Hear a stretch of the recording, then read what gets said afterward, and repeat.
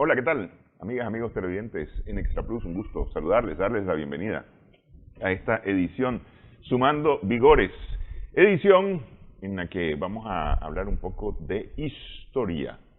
Este 15 de junio son casi 600 años de la fundación de la ciudad de León. Son 500... De 1524. 97. Sería 497 años de la fundación de la ciudad de León.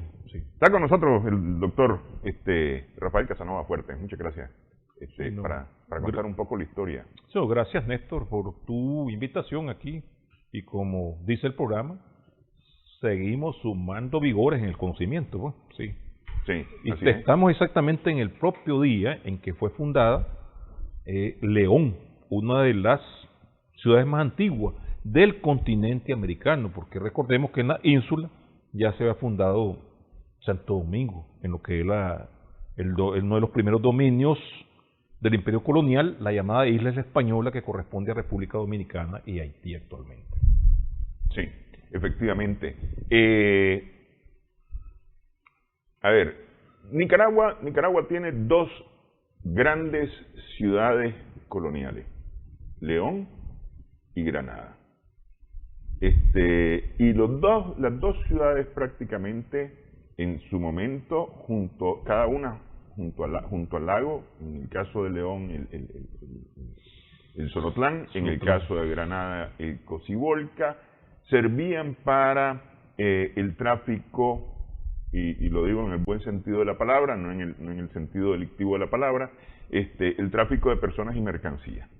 Porque es decir, de León iban para Rialejo, o venían de Rialejo para León, viceversa. Lago, Tipitapa, otra vez Lago, Granada, y para afuera Río San Juan, o viceversa. Sí. Es importante destacar de que, haciendo un poco de antecedentes, Nicaragua, entre la mente de los colonizadores, ocupó vital importancia en esos años. No es casual que Hernán Cortés se haya aproximado del actual territorio de Honduras hacia lo que es Nicaragua. No es casual que Pedro Arias Dávila haya abandonado su proyecto de ir al Perú, que creo que se equivocó, ¿verdad?, para ocuparse de Nicaragua. Es en el momento en el cual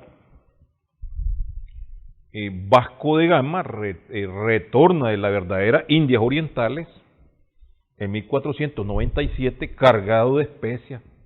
Entonces hay un convencimiento de que Colón no llegó por este lado a las verdaderas Indias. Entonces, pero sí está ya la idea de que están frente a un territorio continental que sirve de barrera. Vasco de Gama regresa por el Atlántico. No, sí, por el Atlántico, correcto. Es Vasco de Gama. Es decir, hace el viaje inverso de Colón. Sí, no, el viaje... Sí, porque es que Colón viene de España por el Pacífico. No, por el Atlántico, por el Caribe. Por el Caribe. No, perdón, por el Atlántico y luego el Caribe, buscando las Indias, ¿no? Y Vasco de Gama viene de las Indias. Por el Índico al Atlántico. Por el retorna por Atlántico. Ok. Porque también le da la vuelta al planeta para venir. No, ese es el otro, que es Juan Sebastián Elcano, el viaje de Magallanes. Ajá. Sí. Que salen 5 barcos, casualmente esos 5 barcos salen 5 barcos hacia Panamá a buscar el famoso estrecho. Sí. Y 5 barcos salen hacia el final de la tierra buscando el estrecho. Fijemos bien, ese que estoy hablando, los que salen para Panamá es el viaje de Gil González, que se lo boicotea Pedraria y aquel se entretiene mucho tiempo, porque tiene que construir los barcos en el Pacífico para salir. Mientras que Magallanes sigue por el Pacífico. Por el Atlántico dando la vuelta. No, entra por el Atlántico, sigue por el Pacífico, correcto, porque pasa el Magallanes, le llaman el Mar del Sur, y logra llegar a la Filipinas, ahí es donde muere en un encuentro. O sea, de los 5 barcos solo uno llega al final encabezado ya por Sebastián Elcano. Y cada barco era una expedición distinta. No, iban la misma. La misma. Uh-huh. Entonces, en este caso, las riquezas que logra hacer en el viaje el González, que lo que logra rescatar es lo que tiene acumulado la población nativa de muchos años, es enorme. Y eso le abre los ojos de este tamaño a Pedrario, como decimos popularmente. Y primero trató de boicotear el viaje, pero cuando él logra, bien empecinado, logra llegar hasta el actual Istmo de Rivas y retorna, pero retorna cargado. No es que aquí fuera un emporio minero. Pero además, no solamente cargado, retorna con la historia de el famoso estrecho de Dawson. Porque en ese momento está el estrecho que hay que buscar por el centro de está la mar la mar del agua dulce. La mar dulce, sí. Entonces el descubrimiento de la mar dulce, que es el más importante. Porque los pilotos le dicen que esa agua que está cerquita del istmo, el mar del sur está cerca. Y ese lago descarga en algún lado, ese es el estrecho. Porque quienes dan esas noticias son los nativos, los potecas mexicanos, los que están en el Istmo de Rivas, aunque ya hay colonias Nicaragua que logran prolongarse a Solentiname, no tienen claridad sobre ese estrecho, pero sí quienes tienen, y de ese estrecho son los mexicanos. Estamos hablando de la nación azteca en expansión, los potecas hablan de lagunas que se juntan los mares y de ríos que se aproximan a la otra mar, que eso es la que le dicen a Hernán Cortés. Hernán Cortés, por eso es que establece contacto con Hernández de Córdoba, lo cual le cuesta la cabeza. Es que a ver, ahí no, y nos meteríamos, si nos metemos a eso, a una camisa de 11 varas, como se dice popularmente, y nos vamos a perder. Pero lo cierto es que nuestra influencia prácticamente hasta la frontera sur de Costa Rica, básicamente hasta la frontera sur de Costa Rica, nuestra influencia histórica es del norte. Es del norte, sí. Es decir, nosotros las grandes culturas del norte es las que nos influencian.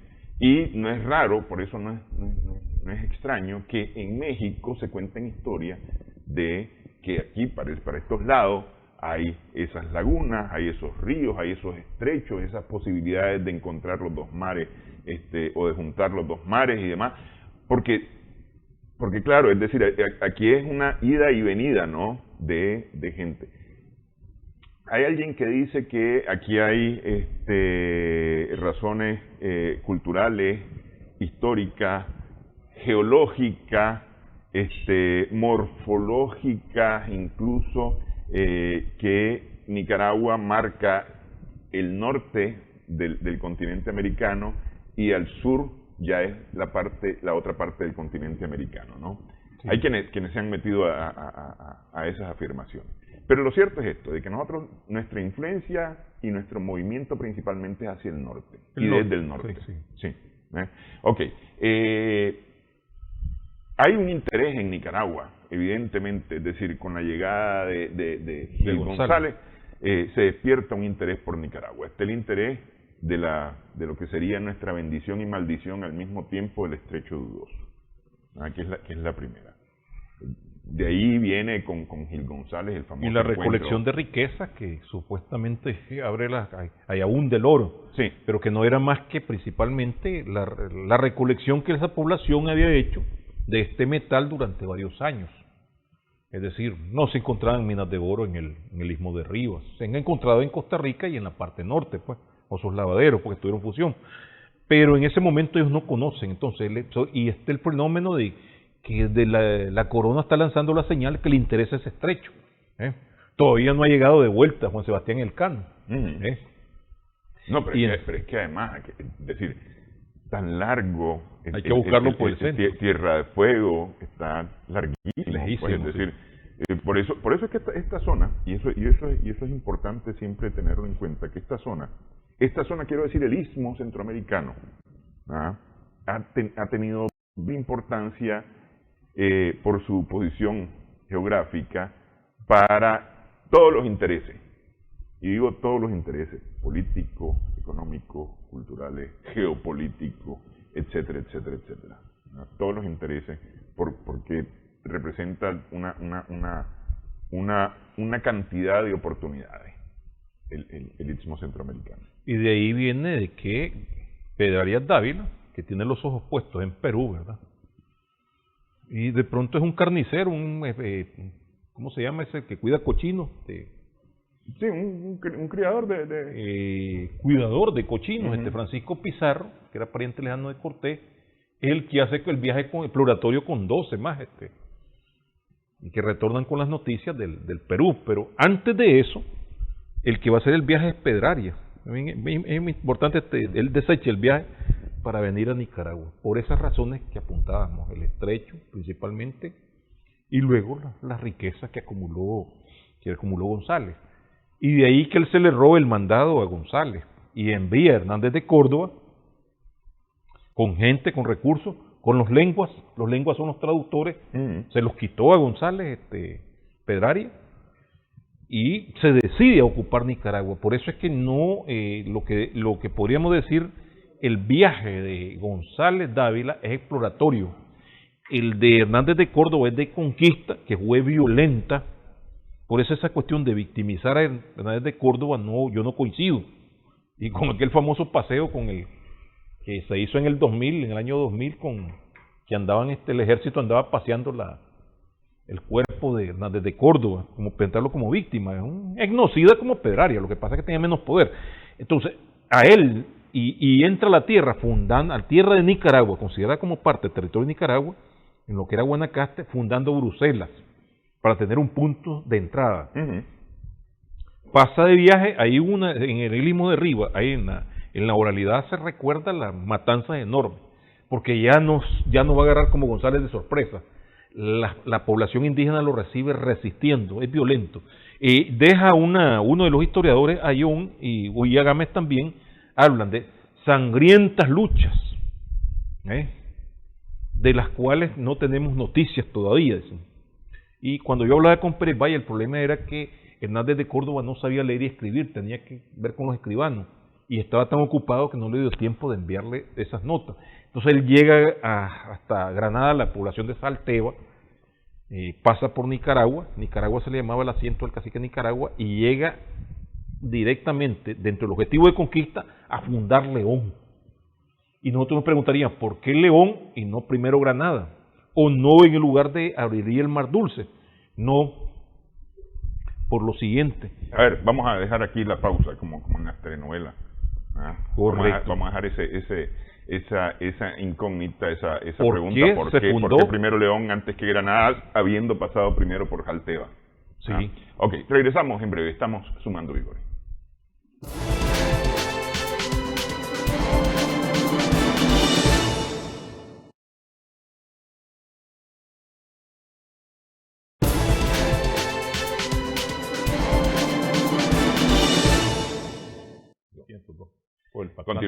Continuamos en Sumando Vigores en Extra Plus. Estamos conversando con el doctor Rafael Casanova Fuertes. 1502. Es importante esta fecha porque, es decir, 22 años más tarde es que se funda León. 1502 es el paso, prácticamente, porque no es llegada, porque no se queda aquí. Pasa, dibuja una primera cartografía de las costas del Caribe de Centroamérica, Cristóbal Colón. Sí. En como nos decían en la escuela, en su cuarto y último viaje. Sí, es el famoso viaje fracasado de Colón, el último cartucho, llamémosle, porque ya ha perdido puesto la confianza del rey y todos sus privilegios, y hace ese famoso recorrido. Contradictoriamente, en el Istmo de Panamá, donde se topa unos nativos, se logra entrevistar primero pacíficamente con ellos, y le hablan de gente que anda en bestias, que carga y todo eso, y que andan vestidos parecidos a ustedes. Se refiere a los incas, o los quechuas que le hemos llamado incas. Y Colón prácticamente ya está muy cansado, no quiere hacer ese viaje de cruzarse porque ellos le ofrecen cruzarse el Istmo de Panamá. Y retorna, y es cuando el hermano de él y él también se dedican el famoso el segundo gran cargamento de esclavos que traen de ahí. O sea, entran en contradicciones y pierden y todo eso. Pero bien, adelantándonos al tiempo, 22 años después la fundación. ¿Qué sucede después? Lo que ya mencionamos, el viaje, la búsqueda de ese estrecho dudoso, que implica la llegada de Gil González.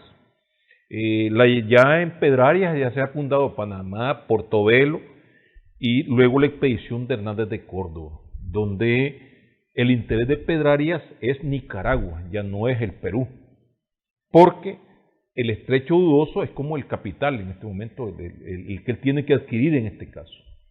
Y como decía, hay informes de esas lagunas que juntan los mares o se acercan a los mares. Entonces, hay un inicio que ellos creyeron que era el Golfo de Nicoya, o el adentramiento que tiene en la tierra. Pero luego el viaje de Gil González revela la Mar Dulce. Entonces hay que ocupar ese lugar donde está el estrecho, donde está la Mar Dulce. Pero ya es una expedición de conquista, de asentamiento. Por eso es que la resistencia es mucho más violenta contra Hernández de Córdoba, ¿verdad?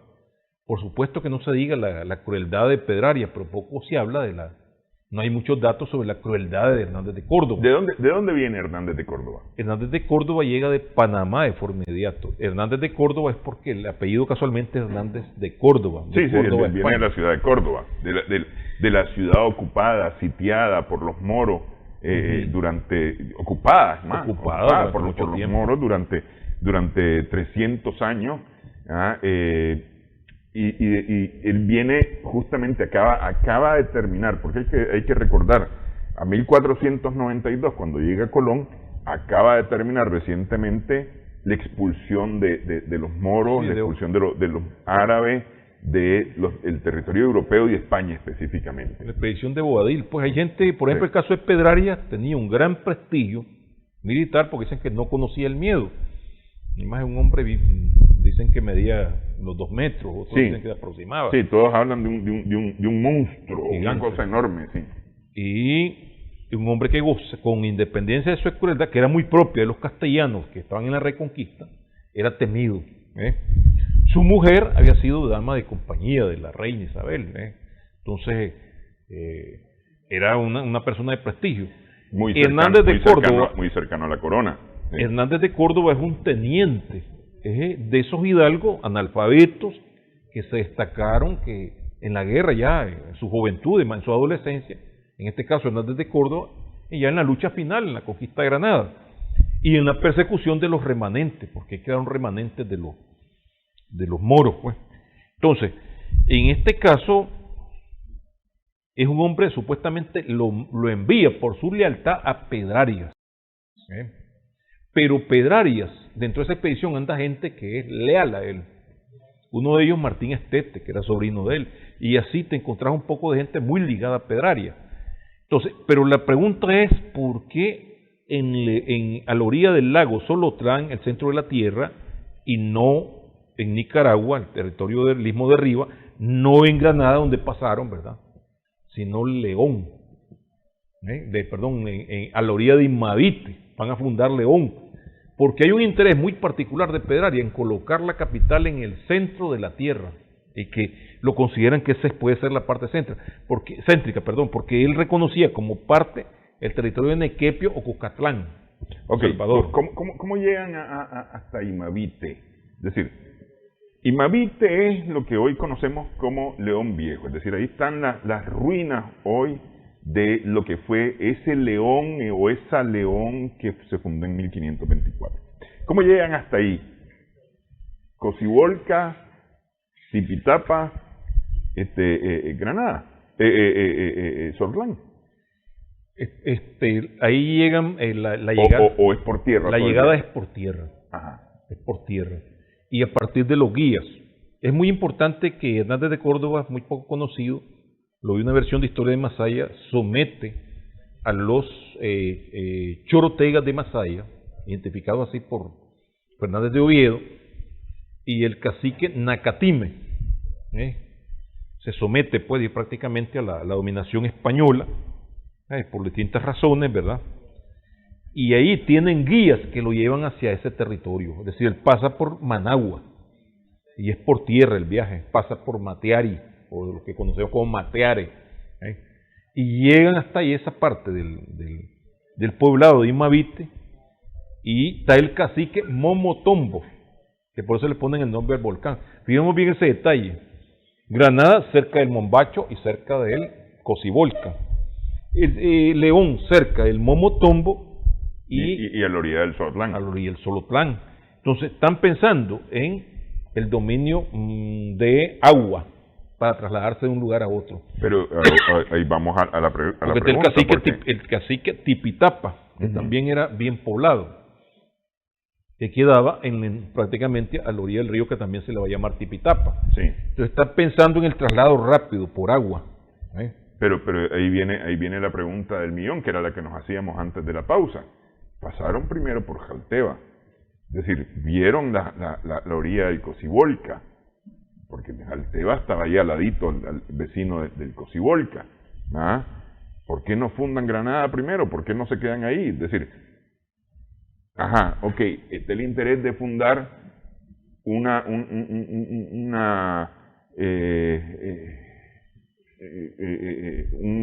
avanzadilla, digamos, ya sobre el territorio, en el centro del territorio. Ubicar el centro político, del centro de dominación política en el centro del territorio. Pedrarias consideraba que tenía derecho sobre Naiquepio, que era Cuscatlán o Salvador. Sí. El Golfo de Fonseca, recordemos que fue en la primera expedición de González, él tiene noticia de eso. Entonces él no llega hasta ahí, sí. Pero es decir, sabe que existe. Hernández de Córdoba no llega hasta ahí. Sin embargo, tiene noticia de los lavaderos de oro del norte, de Segovia, por la misma información que le da la población nativa. Entonces, León está en función de colocarlo en una ruta alterna hacia la Segovia. Y también el Pino, la brea. ¿Por qué la brea es muy importante para la navegación? Porque también están los árboles maderables. Sí. Entonces, llega hasta allí. Entonces, es un centro político que va a establecer la dominación hacia el centro para incursiones posteriores. Y ahí ya viene prácticamente el cura. No le dan la gobernación a Pedrarias. Pedrarias es el gobernador de Castilla de Oro, Panamá. Pero Pedrarias siempre vivía sometido a registro de parte del rey con independencia y la confianza que le tuviera el rey. Y según me decía a mí, que eres Pérez Valle, que trabajó conmigo, documentación, yo vi las cartas de Pedrarias, se le presentaba al rey, dice, aquí hay una actitud totalmente servil, y presentándose hasta como víctima, que él estaba sirviendo a la corona, etc. Pero por debajo, se echó, le tendió una trampa a Balboa y lo mató. Esa conducta era muy propia de el hidalgo de la conquista, que siempre estaba buscando cómo le iba arriba al otro, porque la conquista significaba botín de tierra, botín de vasallo y botín de prácticamente de metálico. Sí. Entonces, eso implicaba, esa es la conducta de Pedrarias y la conducta de Hernández de Córdoba. Ok, vamos a hacer la pausa y hablemos de eso, de dónde viene esa conducta, es decir, quiénes son estos personajes, de dónde vienen estos personajes, porque a mí me parece que eso juega un papel importante en nuestra historia contemporánea. Es decir, saber de dónde venimos y por qué somos como somos, pues, es decir, de alguna manera ellos no... este es el legado que nosotros tenemos hoy, pues. Por el lado de España, ¿no? Sí. Vamos, hacemos la pausa en esta conversación con el doctor Rafael Casanova Fuertes a propósito del aniversario 497 de la ciudad de León, o de León como tal.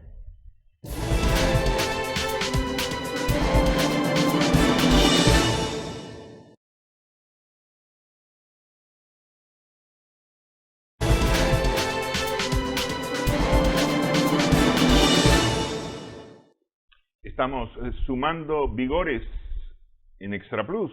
Estamos conversando con el doctor Rafael Casanova Fuertes a propósito de la fundación de León a la orilla de Imavite. No es en Imavite, es a la orilla de Imavite. Es decir, más o menos lo mismo que sucede más tarde cuando refundan León a la orilla de Sutiaba. Eran pueblos y lo mismo Granada, a la orilla de Jalteva. Jalteva. Es muy importante porque se requería, Imavite era una población numerosa. Toda la parte del lago, por la misma cuestión de que la consecución de caza, de pesca y traslado pues que había en canoa, era muy importante a la orilla de un lago, era riqueza, pues, agua todo el año. Entonces Imavite era bien poblada. Y esa era la mano de obra que ellos necesitaban dentro del concepto de la encomienda de ese entonces para construir, porque quienes construían las casas era la dirección de albañiles, ingenieros o maestros españoles, pero quienes eran la mano de obra fundamental, traslado de la madera, la mezcla, todo lo demás, para la construcción del adobe y todo eso, era la población indígena. Ahí eso fue elevado a varios costos, pues, y era una población esclavizada, estemos claros. Sí. Pero entonces, aquí hay un elemento sustancial que dejamos pendiente. ¿Por qué ese colono es distinto? Ese colono que llega de España es distinto al colono que llega a la parte de Norteamérica. El colono que viene de España es el hidalgo. Hidalgo, ¿qué significa la palabra? Fijo dalgo, hijo de algo. Filo de algo, en gallego. Entonces, o posteriormente en portugués. Entonces, hijo de algo, hijo de qué, qué sé yo. Como quien dice, es un noble, con independencia, o sea, noble de las capas bajas, pero que tiene una extensión. Él no trabaja la tierra. Se configura en la lucha de la reconquista contra los moros. Es un militar y que su objetivo es obtener posición y riquezas, reconocimiento del rey a través de la guerra. Entonces son hidalgos pobres, porque bueno, recordemos que en esa selección no todos obtienen el mismo nivel de mérito. Ahí viene el caballero y ahí viene el peón, el de a pie, ¿verdad? Etcétera. Entonces, este hidalgo, esa población hidalga se vuelca hacia la América. Porque fijémonos bien, recordemos ese detalle, 1492, el último bastión moro. El bastión pues, oficial, donde derrotan a Boabdil. Y 1492 es la fundación del descubrimiento de América tras los acuerdos pues, que hay de Santa Fe, que hay con Colón. Entonces, esa población se vuelca a la América. Entonces, ese espíritu arribista, delincuencial, que podemos llamarlo así, que el uno se eleva arriba al otro con mucha facilidad. No, si no veíamos el caso de Hernán Cortés, se eleva arriba a Diego de Velázquez en la conquista de México. Entonces, y el rey luego lo reconoce, como quien dice, bueno, ¿cuál es el perdón del rey? Aquí están estas riquezas, aquí está tu quinto real. Sí, es que a ver. Y eso pasaba en la península. Es que a ver, justamente esta gente viene de una historia de violencia. Porque viene de la guerra contra los moros, contra los árabes que han ocupado Europa, específicamente España, ¿verdad?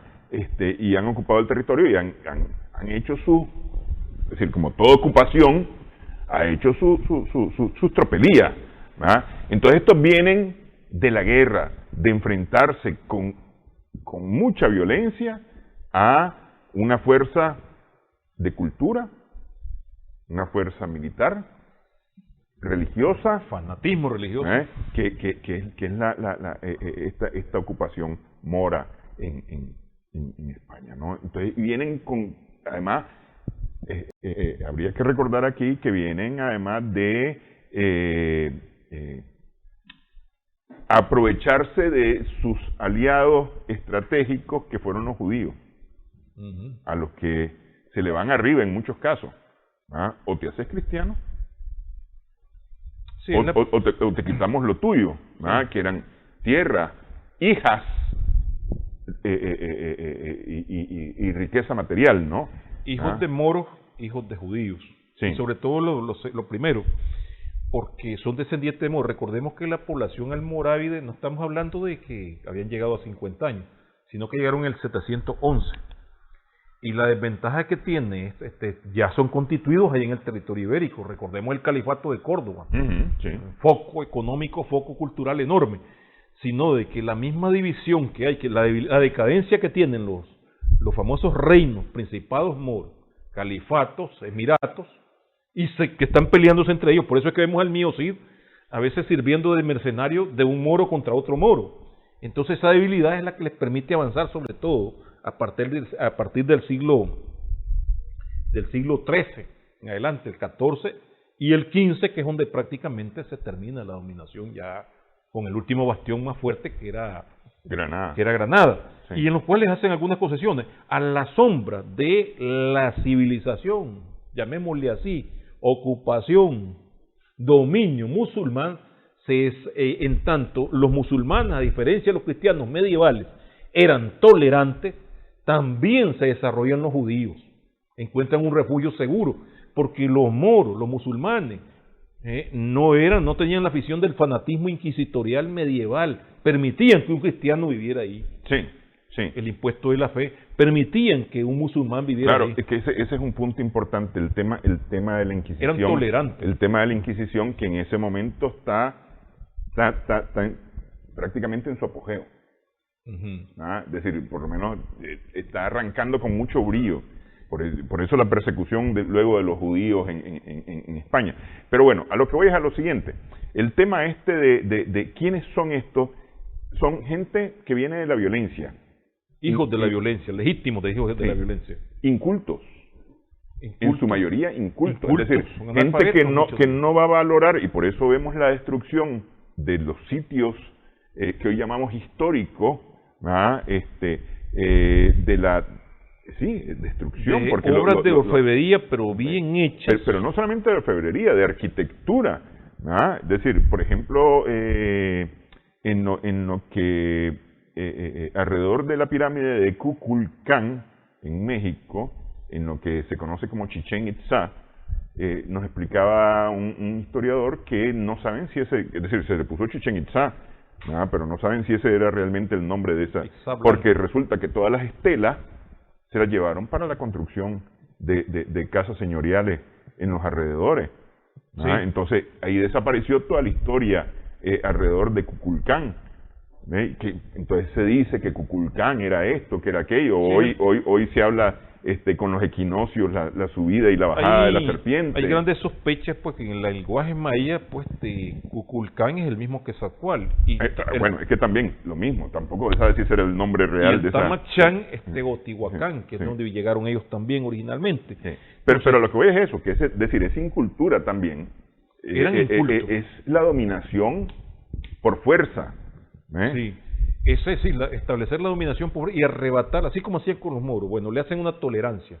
Tantas generaciones pueden seguir siendo moros, pueden seguir siendo su religión. Entonces, una de las concesiones que hacen para que aquellos desocupen Granada.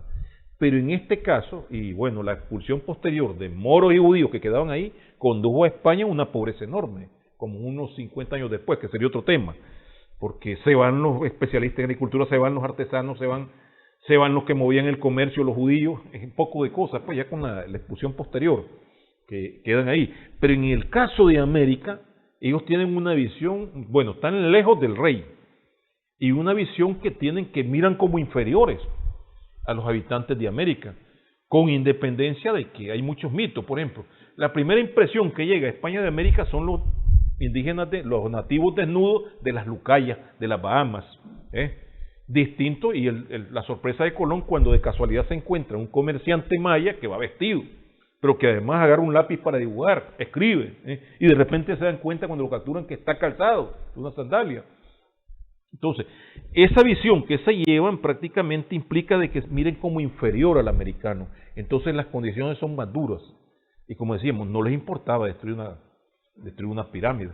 Las que se conservan o en las que habían sido abandonadas, pues muchas de ellas, por suerte. Entonces, que son un testimonio del nivel de desarrollo cultural y científico que han alcanzado estas poblaciones de América. Entonces, en este caso, este tipo de sujeto hidalgo de la conquista lo que viene buscando oro y cómo regresa. Es importante, le decía fuera de cámara, una descripción que hace Oviedo de los hombres de Pedraria. ¿Cómo terminan todo? Unos regresan, algunos riquezas, mueren al poco tiempo de haber llegado a España, y algunas de las riquezas le quedaron al segundo esposo, al marido de la viuda. Al marido de la viuda. Entonces, muchas cosas quedaron así, o que dejaron un criado aquí a cargo de la riqueza, murió en España y el que se enriqueció fue el criado. Entonces, esa es la historia de ese hidalgo, a diferencia del colono que llega ya en el siglo XVII a la parte de Norteamérica, donde el desarrollo cultural es diferente. Son tribus guerreras, cazadoras, que incluso logran tener acceso hasta el arma de fuego porque no representan un peligro. No nos imaginemos a un Hernán Cortés dándole armas de fuego al ejército de Moctezuma, en cambio de otro. Entonces, el intercambio. Pero bueno, ¿qué es ese colono inglés? Pero es que además, es decir, eso que sucede en Norteamérica nunca llegó a suceder en el resto de América. Es decir, estamos claros, vamos a ver. Vamos a suponer esta lógica, ¿no? Que hay que ocupar el territorio, por lo tanto necesita un ejército que ocupe el territorio. ¿Ah? Sí. Okay. Vamos, eso tendría lógica en el sentido bélico del asunto y en el sentido de la ocupación. Pero una vez ocupado el territorio, la lógica sería poner las colonias. Ya las colonias con familias. Ya no solamente el militar que vino a ocupar el territorio, sino que ya gente que viene. Eso nunca ocurrió en América. Es decir, pues, excepto casos, algunos casos, pero es decir... En América española. Sí, es decir, en América quiero decir al sur de Río Bravo. ¿Ah? Sí. Eso nunca ocurre de este lado. En lo absoluto, las mujeres llegan después. Pero llegan, y graneadas. miran, y sí, es decir, alguno que trae. Pasos Marciac, Ricardo Pasos Marciac, en sus novelas históricas, porque tiene varias novelas dedicadas basadas a esto, en originales. ¿ah? Basadas en algunos hechos reales, Novelados. pero mucha historia, mucha novela, ¿no? Eso es lo que explica, por ejemplo, en el burdel de las Pedrarias, Isabel de Bobadilla, la que viene a quedarse finalmente con su hija, María Peñalosa. María Peñalosa, la mujer de Contreras. De Contreras, sí. Porque bueno, el burdel en el Realejo era muy importante porque no había mujeres. Entonces eran las mujeres indígenas seleccionadas. Y algunas españolas. Sí. Y algunas españolas pobres. Sí. Estemos claros. Entonces, esto prácticamente es una situación distinta a la concepción que tienen los colonos de que llegan de Gran Bretaña, que llegan de Holanda primero, donde son familias que vienen a constituir colonias, sí, realmente. Entonces, la visión de ese colono que llegó del norte, anglosajón, es distinta al colono de acá. El colono de acá viene, ese hidalgo que quiere obtener riqueza y regresarse a España y también mandarle al rey y mandarle a su familia. Que es importante pues leer a Oviedo cómo terminaron muchos de ellos. Entonces, en el caso de las colonias de Norteamérica, sí son verdaderos colonos que llegan a construir ciudades, a fundar ciudades y a trabajar la tierra y moverse en el comercio de intercambio. Ya el capital mercantil que ya existía en Inglaterra, en Gran Bretaña, en esa parte, donde prácticamente es dedicarse al desarrollo de cultivo y otras actividades para exportar e importar otro tipo de bienes. Uh-huh. Es una concepción colonial distinta. No digo que una sea más racional que otra, sino que son diferentes, porque el comportamiento de ese colonia, la dominación inglesa contra los nativos, fue violento. Fue violento, sí. Primero en el intercambio, recordemos que cambian licores, ropa, tela y armas de fuego, porque no representan un peligro. Pero luego, cuando extienden la conquista, esa fue violenta, pues también en ese caso. Y los dotan de caballos y todo eso, una serie de cosas, pues. Entonces, pero es igualmente violenta. En este caso, cuando hablamos de América, nos encontramos también el otro elemento que es el religioso. No solamente es la dominación política, sino ideológica. Uh-huh. Mientras que en el caso de los colonos ingleses o británicos, eso no es un atenuante. Dejan que los indígenas conserven su costumbre. O veamos el modelo en Nicaragua de la dominación sobre el territorio mosco o la mosquitia, donde el intercambio de carey, el intercambio de una serie de productos que había, era mucho más productivo que en el Pacífico de Nicaragua. Sí. Entonces dejaban. Entonces son conquistas diferentes. Pero volviendo al caso de León, de Nicaragua, o cómo se establece ese modelo de dominación que hablamos española, y que nosotros inmediatamente nos damos cuenta de que es un centro político no solo del territorio, sino que es un centro de discordias y de peleas que son a muertes. Primero Hernández de Córdoba es la primera, llamémosle, víctima de Pedraria. Cuando Hernández de Córdoba establece contacto con Hernán Cortés y le da regalos y todo eso, ese informe le llega a Pedraria. ¿Por qué Hernán Cortés hace eso? Porque Hernán Cortés está interesado en ocupar este territorio también. Sí. Pedraria se deja venir de Panamá y le resulta fácil capturar a Hernán Cortés porque casi todos los adeptos, los que vinieron con Cortés, son incondicionales de Pedraria y lo capturan antes de que llegue él inmediatamente. Entonces, es ejecutado. ¿Por qué? Porque ya tiene la ventaja, pero también volvemos nuevamente a ese espíritu arribista. A diferencia de los colonos de América, de los colonos ingleses, estos tenían más cohesión, era cohesión de familias. en este caso son acciones individuales. Hernández de Córdoba, si ha logrado tener la protección más segura de Cortés, se pasa con Cortés, pero terminó pues siendo víctima de sus propias intrigas. Yo estoy en contra de eso, de presentarlo como víctima. Son hijos del espíritu arribista de la conquista. Si ha tenido más poder que Pedrarias, le gana a Pedrarias, pero es igualmente un genocidio. Entonces, el otro, que es León, se convierte en el centro político, bueno, el asiento de la iglesia, ya se establece la diócesis que abarcaba Costa Rica, la plaza de armas, se empieza a construir la catedral, el palacio, que le llamaríamos municipal ahora, el que posteriormente con la reforma llamada Cabildo, el Palacio Real, la plaza de armas, centro político de expediciones, y viene Diego López de Salcedo nombrado por el rey. Porque, como te decía, siempre Pedrarias estaba bajo revisión. Están revisando el problema de Balboa y cómo había sido, todavía había rezagos de eso. Entonces, en tanto, Diego López de Salcedo se establece. Y ahí se produce un fenómeno que es muy importante tomarlo en cuenta para la historia de Nicaragua. Hay un periodo en que todavía se está produciendo las lavanderías de oro. En los lavaderos. Hay un momento que todavía ya se establece, viene estableciendo el puerto de Realejo y se está sacando la famosa brea y todo eso, se está extendiendo el territorio, la dominación.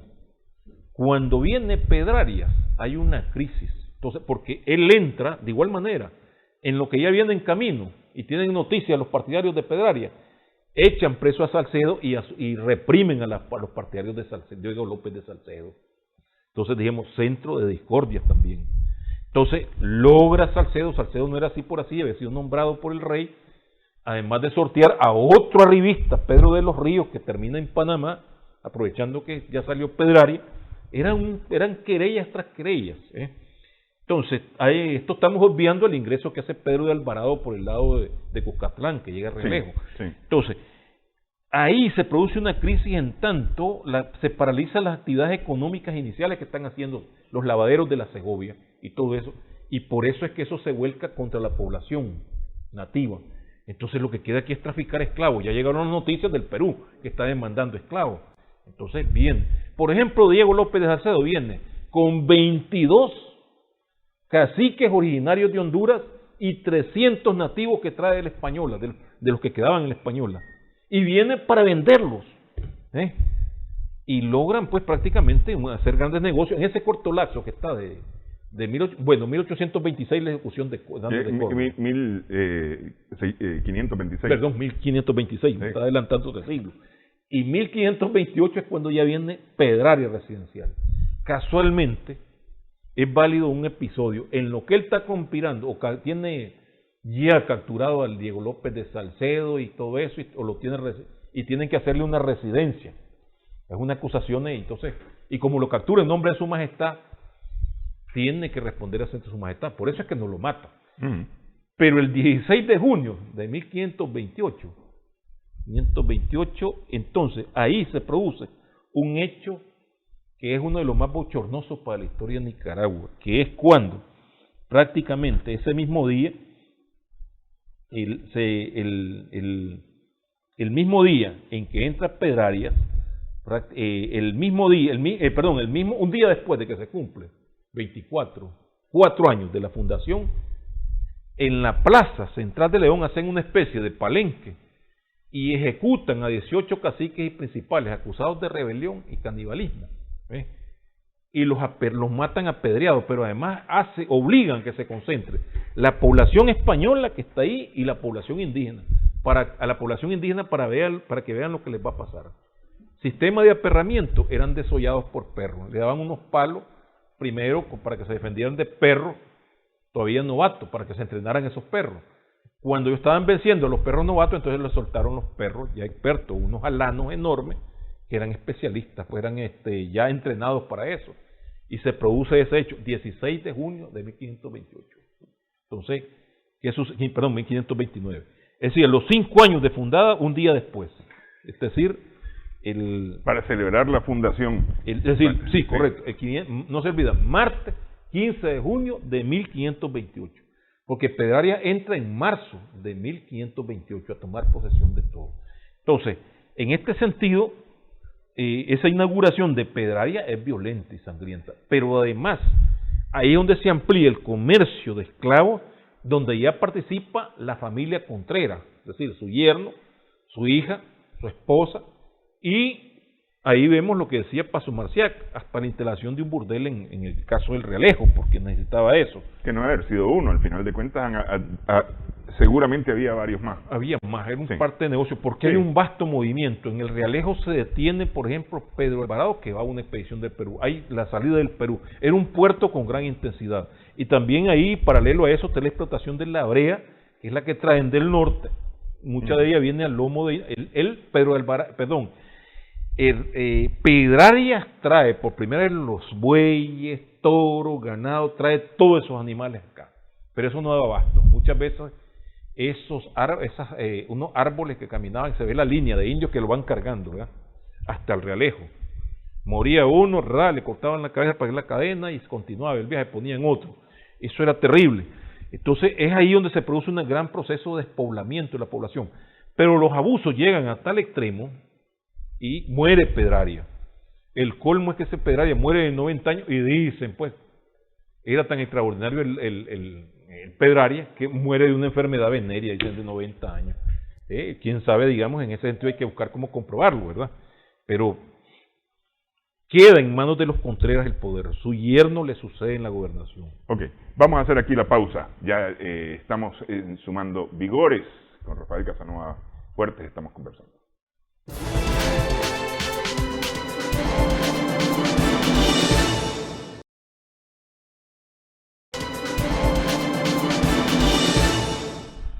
Continuamos sumando vigores en Extra Plus. Estamos conversando con el doctor Rafael Casanova Fuerte. No duró mucho esta ciudad fundada por Hernández de Córdoba, pero en el poco tiempo que estuvo en las costas del lago del Solotlán, tiene cualquier cantidad de historia, especialmente de violencia. Sobre todo es de violencia. Sí. No es la historia, como decía. Pasadas de cuentas. Y es de donde salen las expediciones de conquista hacia la parte no dominada. Ya la famosa conquista de Juana Moastega, que le llamaban, en los actuales territorios de Huaco y Chontales, y las expediciones a los actuales territorios de Jinotega, Tlatagugalpa, que abarcaba parte del territorio de Honduras, que es la frontera delineada por Pedraria, ¿no? Que luego baja de Naiquepio hasta el Cosiguina, pero ocupaba gran parte del territorio de Honduras. Ahí es donde fracasan, logran en algunas expediciones establecerse, ¿no? Y se funda Segovia, y esa se le atribuye a un señor de los Gabriel de los Ríos. Bueno, ahí después buscamos el nombre exacto, ¿verdad? Pero viene las expediciones de Rojas de Verdelete, que fracasan, porque a diferencia de las partes llanas del Pacífico y parte del centro del territorio, en la parte centro-norte la geografía era como más áspera y no permitía a los españoles usar la técnica que les había tenido éxito en las partes del Pacífico, y muchas de estas expediciones pues fueron aniquiladas. Lograron llegar a establecer el dominio, pero siempre a medias, porque tenían que estar constantemente en vigilancia. Lo otro es la violencia que hay interior, sobre todo después de 1542, estando todavía Rodrigo de Contreras.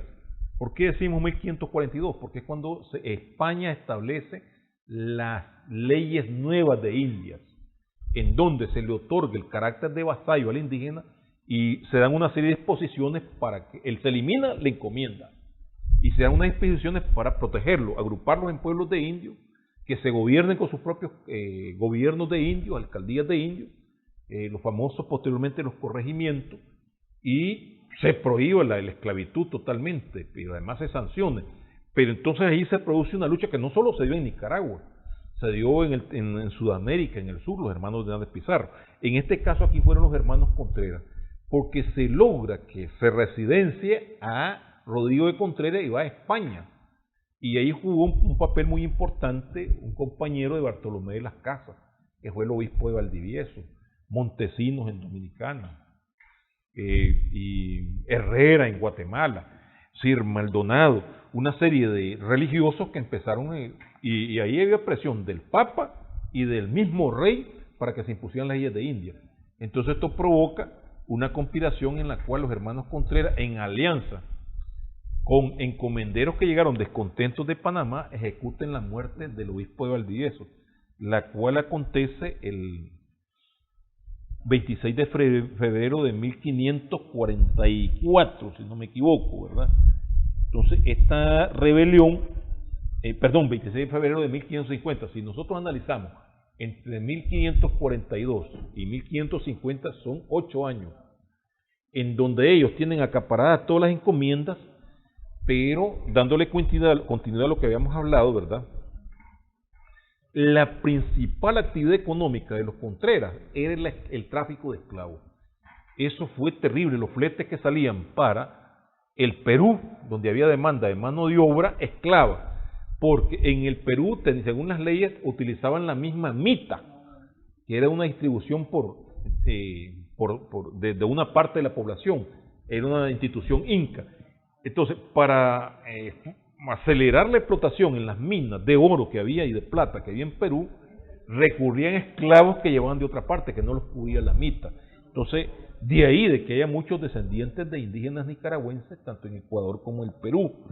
Entonces, llegó a tal extremo de que el rey, prácticamente, don Rodrigo, tiene que ser España y allá es residenciado, es decir, es sancionado y es destituido como gobernador. Cuando llegan esas noticias, la misma mamá de los Contreras, ¿verdad?, que era la viuda de Pedraria, le incentiva a los hijos y involucra a gran cantidad de sus partidarios y producen la muerte. Por supuesto que hay una respuesta de los leales al rey y ellos salen huyendo para Panamá, y es por eso es que se dice que los primeros proclaman la independencia de la India de la corona. De la corona, por eso es que se dicen que fueron los primeros independentistas. Y en última, en Panamá, pues terminaron muertos, pues la rebelión fracasó, igual que pasó con los hermanos Pizarro en el Perú, que también se ven hechos ricos a partir de una serie de encomiendas. Terminan muertos, pero al final de cuentas su obra, digamos, prevalece. Es decir, la obra de los Contreras termina prevaleciendo, al grado que, es decir, ese tipo de dominación, ese tipo de gobierno, ese tipo de autoritarismo, la conducta autoritaria, sí, prevalece, y además en desatención a la corona, porque es decir, aquí se hace como digo yo. Es que por las Américas estaban tan lejos de Dios y tan lejos tan lejos del rey. Y por eso es que terminan matando, que ese será capítulo de otra conversación, sí. Al obispo Antonio Valdivieso. De 1524 a 1610 no median 100 años, es decir, son 86 años. 86 años. Pero fueron violentos. Totalmente, es decir, es una historia corta, pero de mucha violencia. Posteriormente, prácticamente, el nuevo obispo, es decir, en esa transición fue, pero ya con el apoyo tanto de la iglesia aquí en América y también el poder del rey, que se vino prácticamente restableciendo, pero a esas alturas había disminuido el número de operarios indígenas en Imavite, y ya los llevaban de otras partes. En este caso es importante destacar que tal vez esto lo dejamos pasar, que hay un momento que León llegó a tener 15.000, y algunos hablan de hasta 18.000 habitantes, entre los que vivían en el casco urbano, que por suerte fue abandonada y se logró conservar, aunque fue otras desgracias naturales le vinieron afectando, pero había disminuido a tal grado. Y lo otro es con el aumento del movimiento telúrico, el momotombo. Y recordemos que era un tiempo de superstición, de la creencia religiosa, claro, y se le atribuía al asesinato del obispo como castigo divino. Sí. Entonces, okay. Este león del que hemos hablado no es el león actual.